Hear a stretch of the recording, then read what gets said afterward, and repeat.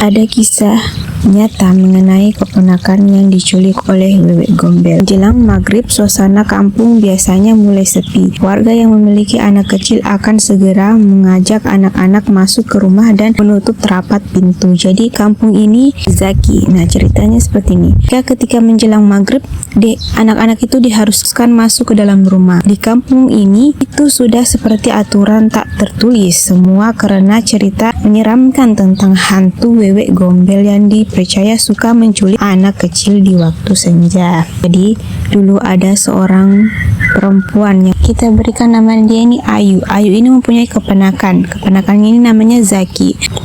Si Zaki ini seolah tak percaya dengan cerita itu. Usianya baru 6 tahun ya. Dia mungkin sudah masuk SD ya. Dan hari itu ia pulang dari mengaji. Seperti biasanya dia pergi mengaji ketika sore hari. Nah, tapi kali ini dia agak terlambat pulang karena mengikuti acara ulang tahun salah satu temannya. Jalan yang Zaki harus lewati itu melewati perkebunan aren yang sunyi dan gelap. Nah, ibunya adalah bibi si Ayu ini menunggu cemas di rumah pulang. Jadi sudah malam tapi si Zaki ini belum juga pulang. Keresahan berubah menjadi kepanikan. Bersama suaminya yaitu paman si Ayu tadi, mereka mulai mencari ke rumah teman-teman Zaki karena diketahui Zaki ini pergi ke rumah temannya yang sedang ulang tahun. Tapi hasilnya nihil. Di rumah temannya pun dia tidak ada.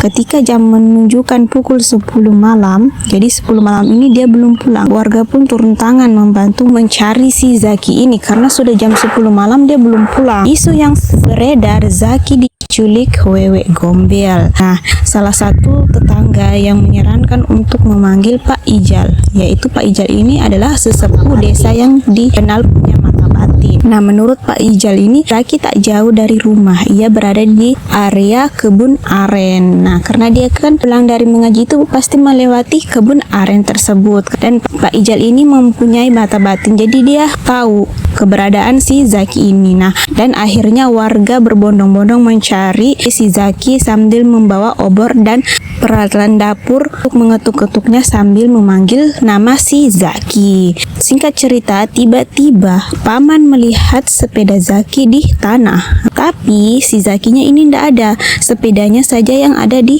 tanah. Dan tak lama kemudian seseorang melihat ke atas pohon. Ternyata Zaki ada di sana. Wajahnya itu pucat, tubuhnya berlumpur dan bajunya kan yang dikenakan pagi tadi. Jadi bajunya sudah berganti, bukan baju yang dipakai sewaktu dia pergi mengaji tadi. Nah, akhirnya dia dibawa pulang dengan penuh haru. Setelah tenang dan diruqyah Pak Ijal, akhirnya si Zaki ini bercerita. Di kebun, ia mengatakan mendengar suara cekikikan dan melihat seorang wanita cantik di balik pohon. Wanita itu tersenyum dan tiba-tiba membawanya terbang ke atas pohon tinggi. Nah, setelah dibawanya ke pohon itu, kata si Zaki, dia itu ditawarkan berupa makanan dan minuman. Tapi si Zaki ini menolak semua itu. Menurut Pak Ijal, jika si Zaki sempat menyentuh makanan atau minuman dari makhluk itu, ia bisa menjadi bisu seumur hidup. Untungnya si Zaki ini tadi tidak menyentuh makanan ataupun minuman yang ditawarkan si wanita cantik tadi. Konon, makanan yang dilihat si Zaki ini ternyata adalah bukan berupa makanan. Ia adalah kotoran manusia yang disulap agar tampak lezat. Untungnya si Zaki ini tidak menyentuh sama sekali makanan itu. Sebenarnya sosok hantu yang Zaki lihat ini dipercaya sebagai arwah si Omas.